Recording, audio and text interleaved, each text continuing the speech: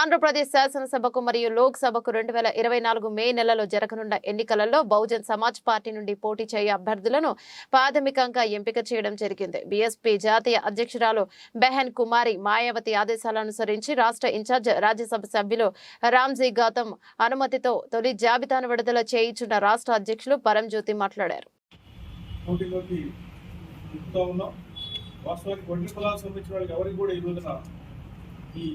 YCP party ఎవరికి seat ఇవ్వలేదు ఎక్కడ కూడా. అలాగే ఎవరో గుర్తించినటువంటి ఒక బండ కులానికి సంబంధించినటువంటి బీసీ చాలా మైనారిటీ కులాలకు సంబంధించినటువంటి ఒక విద్యావంతుడికి నెల్లూరు నుంచి మేము ఒక సీట్ ఇచ్చాం, శరత్ కుమార్ అనేటువంటి అతనికి. కాబట్టి అలాగే ఒక పార్లమెంట్ సీటు నాయి బ్రాహ్మణ మంగళ కులానికి సంబంధించినటువంటి శివప్రసాద్ గారికి వైజాగ్ నుంచి సీట్. ఇట్లా మైనార్టీ బీసీలు కూడా ఎక్కువ మేము ప్రాధాన్యత ఇచ్చి ఎవరైతే అసెంబ్లీ కానీ పార్లమెంట్ కానీ ఈ పార్టీలు ఏదైతే పోటీకి ఎవరైతే అనర్హులుగా ప్రకటించి పక్కన పెట్టారో వాళ్ళందరూ కూడా ఈ రోజున ఈ బహుజన సమాజంలో భాగమని ఈ బహుజన సమాజ్ పార్టీ ద్వారా మనం కూడా అధికారంలోకి రావాలని ఉద్దేశించేంత ఉన్నాం.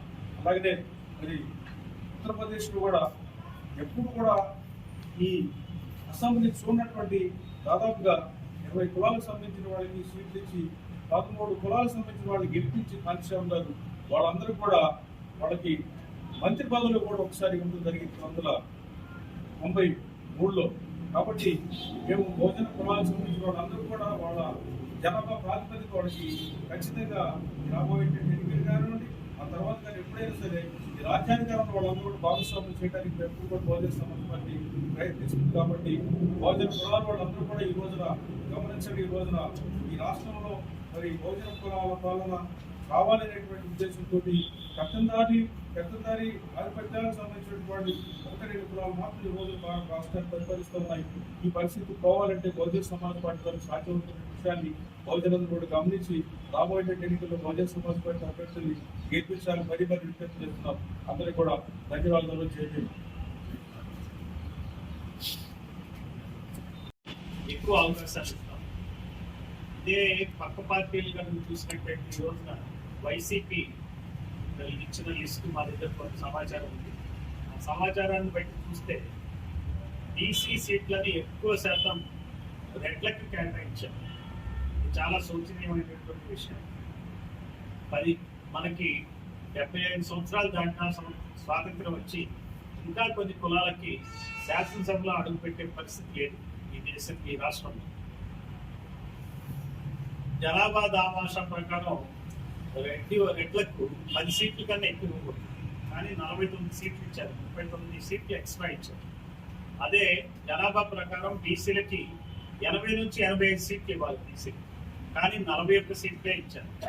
అంటే ఏమిటన్నట్టు ఈ బీసీల సీట్లు రెడ్లకు ఇచ్చారన్నమాట. అంటే ఇంకా బీసీల్లో కూడా దాదాపుగా ఉన్న 130 కులాల్లో ఇంకా 100 కులాలు అసెంబ్లీ మోహన్ చూడాల. వీళ్ళు ఇలా బీసీలకు చెందిన స్టేట్లని మరి ఆధిపత్య కులాలు తన్నుకుపోతా ఉంటే ఎప్పుడు చేరతారు అసెంబ్లీలోకి వీళ్ళు? ఎప్పుడు ఈ సమాజం అభివృద్ధి చెందుతుంది? సామాజిక న్యాయం ఎప్పుడు జరుగుతుంది? ఇది ప్రజలందరూ గమనించాలి. ఇప్పటికైనా సరే ప్రజలు కళ్ళు తెరవాలి. బహుజనులందరూ కూడా కళ్ళు తెరిచి బహుజన్ సమాజ్ పార్టీ వైపు రావాలి. బీసీ అభ్యర్థులు ఎవరైతే అసంతో ఉన్నారో మా పార్టీని సంప్రదించండి. ఇంకా మేము సీట్లు ఇస్తాం. ఇప్పుడు 50 సీట్లే మేము విడుదల చేశాం. ఇంకా 125 సీట్లు మా దగ్గర ఉన్నాయి. మాకు కలవచ్చు. పరంజ్యోతి గారిని కానీ నన్ను కానీ కలవచ్చు. మా కార్యకర్తలు ఎవరైనా సరే జిల్లా స్థాయి నాయకులు కూడా కలవచ్చు. కలిసి మీరు బీసీలు అప్రోచ్ కండి. మేము ఆయా ప్రాంతాల్లో బీసీ అభ్యర్థులు నిలబెడతాం.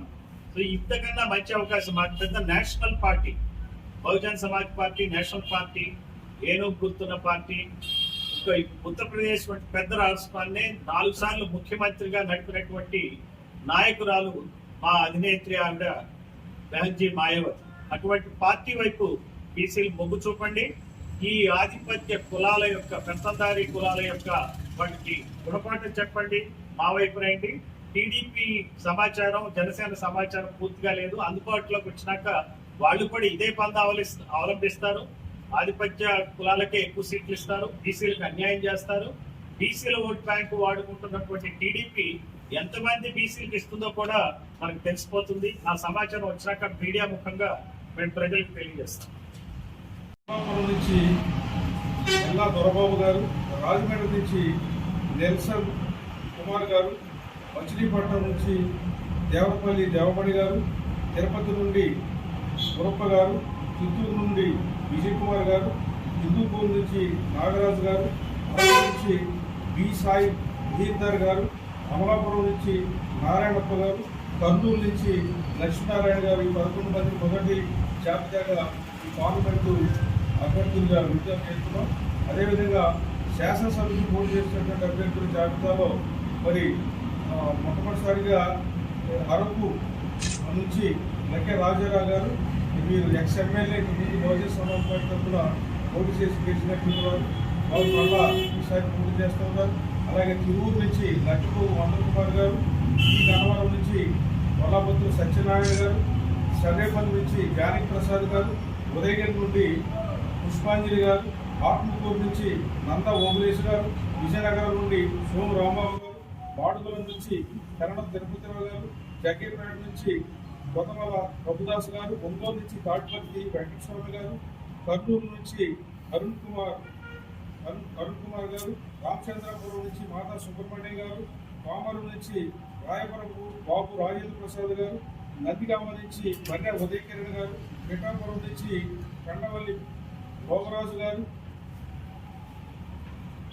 అలాగే రాజం నుంచి దీని ఆశారాణి గారు, రైవేపూడి నుంచి తాళపాక సుబ్రహ్మణ్యం గారు, విశాఖపట్నం దక్షిణం నుంచి కది రాము గారు, మాచార్ల నుంచి ఉండాల సైదుల యాదవ్ గారు, మూతపట్నం నుంచి కాణిపాకం నాగేశ్వరరావు గారు, నర్సీపట్నం నుంచి కొట్ట నాగరాజు గారు, కోల్పూర్ నుంచి జయరాజు గారు, ఎమ్మికటూరు నుంచి రాఘవేంద్ర వాల్మీకి గారు, తొన్నూరు నుంచి యాదాటి కిషోర్ గారు, కందుకూరు నుంచి పేద సత్యనారాయణ గారు, మూసివేడు నుంచి వెంకటేష్ గారు, రేపల్లి నుంచి డొక్క శ్రీనివాసరావు గారు, ప్రతిపాడు నుంచి డాక్టర్ మురళీధర్, అలాగే సత్యవేడి నుంచి ధనుంజయ, రాయదుర్గం నుంచి నాగరాజు, అలాగే వెంకటగిరి నుంచి పేరాల జయచంద్రయ్య గారు, విజయవాడ వెస్ట్ నుంచి మద్దిరాల వినోద్ కుమార్ గారు, కొండెపు నుంచి కాకి చంద్రశేఖర్ ప్రసాద్ గారు, నగిరి నుంచి వేణుగోపాల్ రాజు గారు, శ్రీకాళహస్తి నుంచి సురేంద్రబాబు గారు, మదనపల్లి నుంచి డాక్టర్ నరసింహులు గారు, గిడదవూరు నుంచి బొమ్మపు చిత్రసేన గారు, పుట్టపర్తి నుంచి అంపావతి గోవింద్ గారు, గోపాలపురం నుంచి శ్రీరా భరత్రావు, విశాఖపట్నం పశ్చిమ నుంచి రామచంద్రరావు, పాడేరు నుంచి ఎం అప్పారావు గారు, శృంగవరం కోట నుంచి కోని కృష్ణ గారు, అలాగే మండపేట నుంచి ఎంవిబి శర్మ గారు, పోలవరం నుంచి సరియం వెంకటేశ్వరరావు గారు, కాబోలు నుంచి గుంజి వెంకటేశ్వరులు గారు, నెల్లూరు నగరం నుంచి శరత్ కుమార్ గారు, తిరుపతి నుంచి కేశవ యాదవ్ గారు, రాజంపేట నుంచి ఈ మహాదేవ గారు, తడగ నుంచి ఈడే కాశీ విశ్వేశ్వరరావు గారు, ఆదోన్ నుంచి మజీద్ ఖాన్ గారు, వీరు మొత్తం కూడా 50 మంది శాసనసభ లిస్టుని ఈరోజు ప్రకటించడం జరుగుతుంది. అనేది ఇదే విధంగా మరి మిగతా వాళ్ళు కూడా దాదాపుగా ఈ 10-15 రోజుల్లో మేము మిగతా వాళ్ళందరూ కూడా అభ్యర్థులందరూ కూడా ఖరారు చేసి మరి పత్రికాపత్రంలో ప్రకటిస్తాం. కాబట్టి ఈ సందర్భంగా ముఖ్యంగా ఈ పత్రికాపత్రంలో మేము తెలియజేసేదంటే బహుజన సమాజ్ పార్టీ ఈ రాష్ట్రంలో ప్రధానంగా బహుజనుల్ని రాబోయే ఎన్నికల్లో ఈ అభ్యర్థులుగా రంగంలో తీస్తూ ఉన్నది. 80% ఉన్నటువంటి బహుజనులు అందరూ కూడా వాళ్ళ చైతన్యం కలిగి ఈ పార్టీ మందని చెప్పి భావించినప్పుడు తప్పకుండా అన్ని నియోజకవర్గాలు ఈరోజున గెలిచే అవకాశం ఉన్నది. కాకపోతే ఈ డబ్బు అలాగనే ఈ మద్యం అలాగే భయపెట్టడం ఇలాంటి ప్రభావాలకి వల్ల మా బహుజనులందరూ కూడా ఈ రోజున మరి మిగతా పార్టీలు ఏంటంటే మరి ప్రతిపక్ష పార్టీ అధికార పార్టీ చెప్పుకుంటూ ఈ రోజున కొన్ని పెద్దదారి కులాల ఆధ్వర్యంలో జరుగుతున్నటువంటి పార్టీలకి మరి వంగి ఈ ఓట్లని కూడా బహుజన సమాజానికి కాకుండా మరి వాళ్ళకి చేసేటువంటి పరిస్థితి కనిపిస్తుంది. కాబట్టి మరి ఉన్నటువంటి పరిస్థితుల్లో మరి మేము ప్రజలందరూ కూడా విజ్ఞప్తి చేస్తున్నటువంటి ఏంటంటే ఈ 2 పార్టీలు ఏంటంటే మనం మోసం చేసిన పార్టీలు. కాబట్టి రాబోయే ఎన్నికల్లో 2 పార్టీలు మనం వ్యతిరేకిద్దాం. బహుజన కులాలకు సంబంధించినటువంటి పార్టీ ఏదైతుందో బహుజన పార్టీ బహుజన సమాజ్ పార్టీని మీరందరూ గెలిపించాలని విజ్ఞప్తి చేస్తున్నాం. మరి ఈ సందర్భంగా మరి రాష్ట్ర కోఆర్డినేటర్గా ఉన్నటువంటి జేపీ చంద్రయ్య గారు మాట్లాడతారు.